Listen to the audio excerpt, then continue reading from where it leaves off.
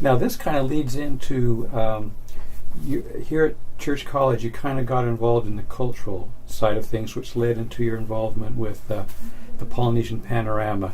Could you tell us about about that and your involvement, and who else was involved in creating this Polynesian Panorama, which then morphed into the PCC?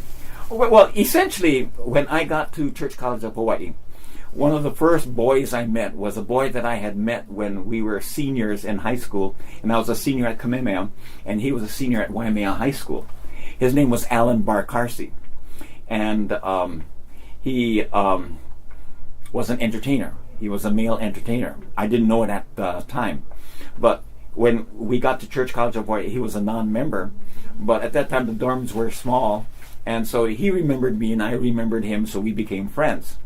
And so we did a number of things together, and then later on he joined the church.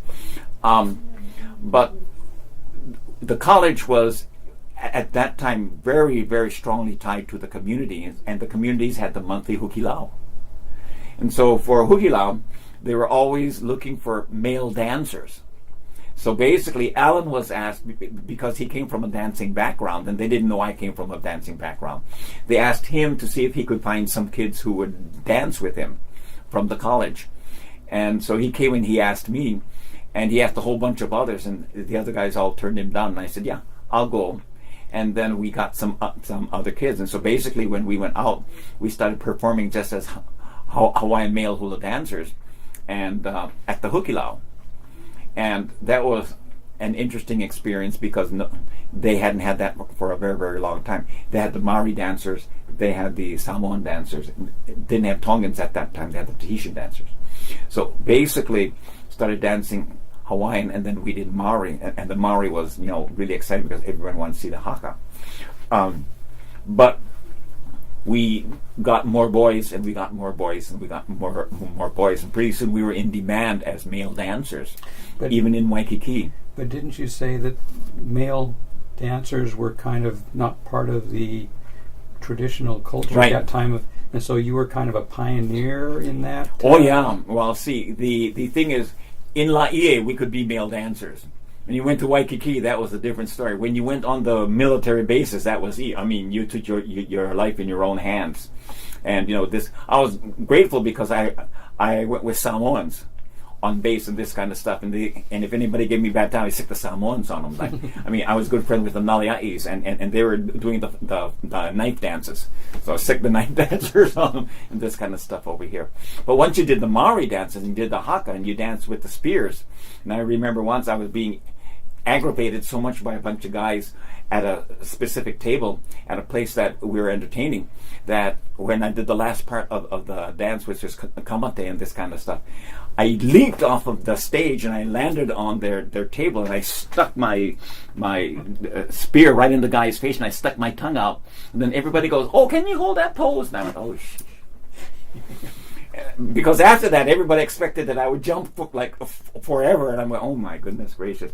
And people to this day remember that when I went to the at that time it was called the Kaiser Dome, and we did the first Polynesian Panorama at the Kaiser Dome. I leaped into the audience, and everybody was like, wow! And they even wrote about it in the newspapers and everything else. Wiley Swat had his dancers jump into the audience and dance around in the audience. That was me. Because now, I had started something that I couldn't control, so they all expected that I would do that kind of thing.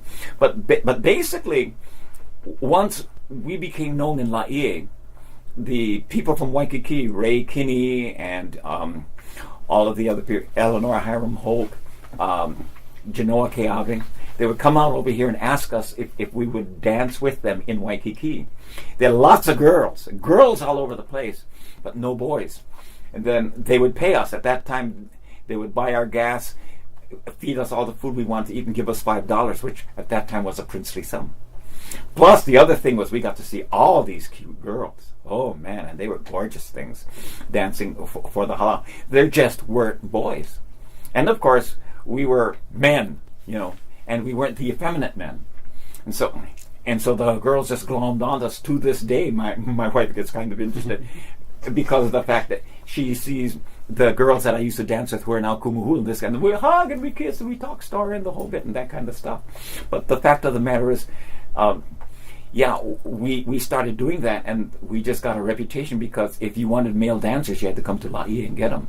And those folks in Waikiki that were inviting you out were all the LDS. They were the LDS mafia in Waikiki and this kind of stuff. So, we had Angelina Guerrero, and we had Auntie Genoa Keave and Eleanor Hiram Hoke and all of those others who were inviting us into Laie. In fact, the pictures that I have over here of the show that Eleanor Hiram Hoke and I, or rather, brought us into at the International Marketplace.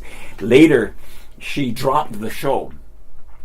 But the marketplace management said, can you go get some other dancers from Laie and continue the show? And I said, I'll go see. So that's when I went to Wiley.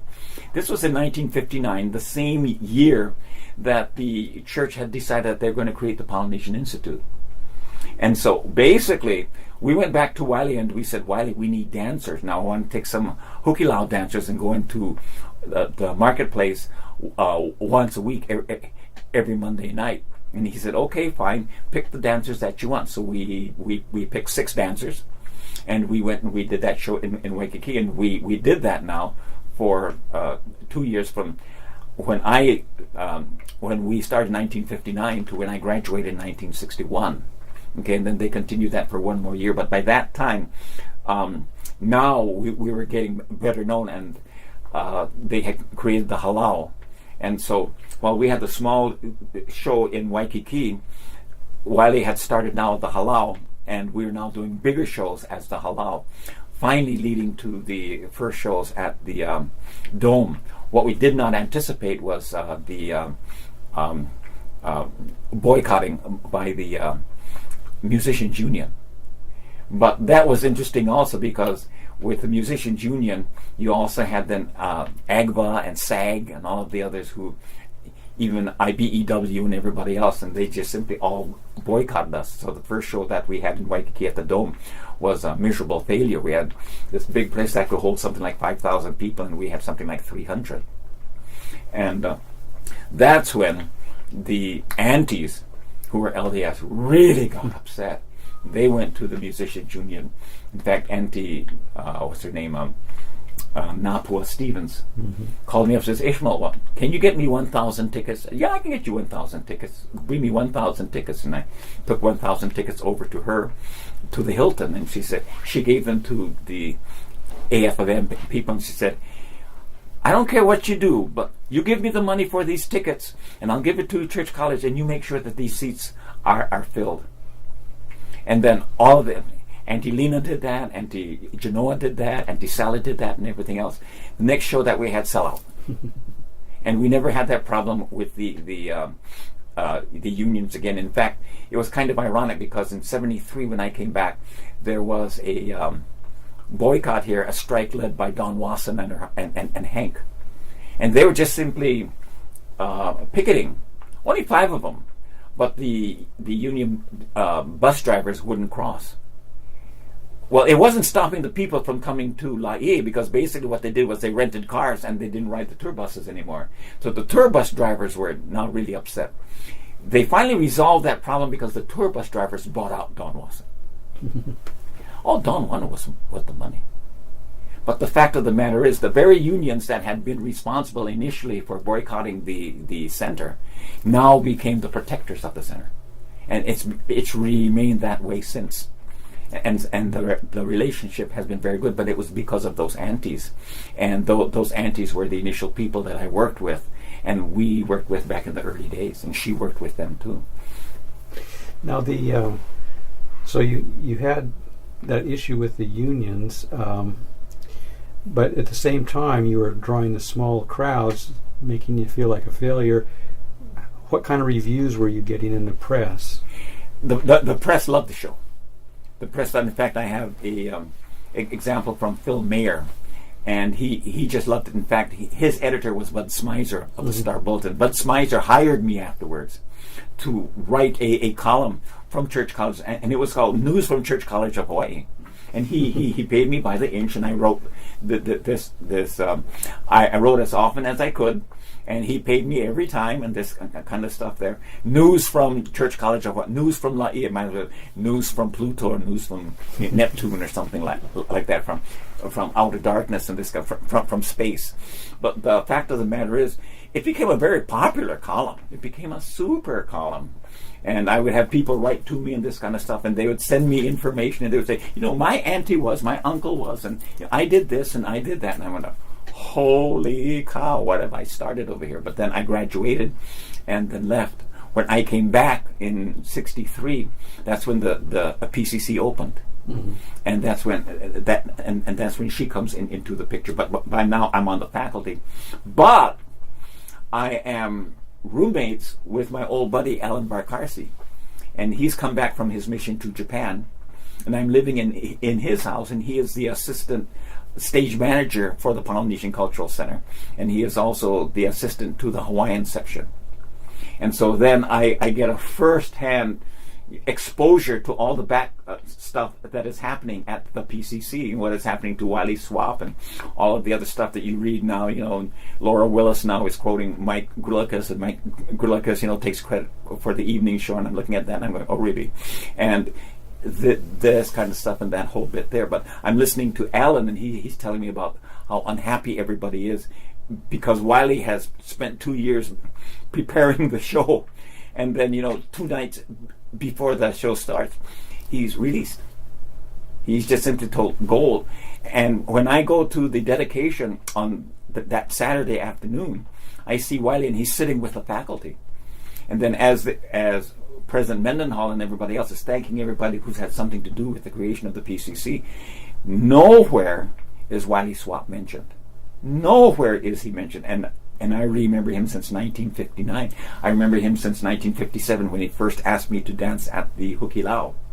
And then how faithful he was, and how hard working he was, and the costumes that he developed, and some of the stuff. He drew himself. He did all of that stuff. He laid things out. He did the stages himself and the whole bit and this kind of stuff. And he was the one who introduced, and they still do that now, the MC-less show. The seamless show where you just simply... He started that. Mike didn't start that. He started that. And he was known for that. And in Phil Mayer's column, Phil Mayer talks about, the fact that, holy cow, this is a show with no MC. And he just simply had groups coming and going and this kind of stuff, and they didn't necessarily all come from stage. They came from the back, they came from the sides, and all this kind of stuff over here. And we were doing that in the 1950s, before the PCC was created. Now, I don't want to take away the credit that is due Mike Grulikas, because he made the show professional. Up until that time, we were just a good bunch of amateurs. He made it a professional show, and I don't think the PCC would have lasted had it not converted to the professionalism that it is now. Also, the fact that so many kids now have gone on to professional careers as a result of having learned at the PCC.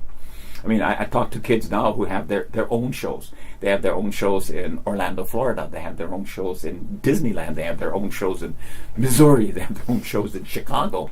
And they learn all of this from PCC, how to put on shows. And they're making money putting on shows. Her dance partner at PCC, Hanko Humukini, my roommate and classmate from Kamehameha, he's now run a program in Orlando, Florida for the last 20 years. But the wife who he met and married was at PCC. She was a Tahitian dancer, danced with her, this kind of stuff. But they put that on for 20 years in Orlando, Florida. But they learned at PCC. And the fact of the matter is, the professionalism that is required to put on this kind of stuff would not have been possible had it not been for Mike Grulikas and Jack Regas. But the authenticity of the Polynesian presentation, which is the main reason the show sells, is Wiley Swaps. The fact that they've come full circle at this point here now, and they have a show called Ha, is to me ironic, because that's what we talked about when we did the Ha Lao way back in 1959. So everybody said, oh, isn't this wonderful? We discovered Ha. No, what you've done is rediscovered something that was there at the beginning. And that was all credited, that should have been credited to Wiley Swap. Should have been credited to Wiley. And I I feel bad not because of the fact that the others don't, because I mean, there have been so many good things, and there have been so many wonderful stories that have occurred since 1963. That's why in 1986 we recognized Wiley in the Namakuas, because of the fact that they had come out with this history of the Polynesian Cultural Center, and they had left them completely out. And so he had nothing to do with it. And I was, oh my goodness gracious. So I got together with my friends. We said, we're going to recognize Wiley Swap. And so you'll see that in the show on Thursday. But, that's why we did that. And that's why when I said, we're going to recognize Wiley Swap, man, they came out of the woodwork. Yeah, let's recognize Wiley Swap. So when you see that video, you see all those PCC kids who are there then, that is a historical shot, because all of those kids were there at the first show.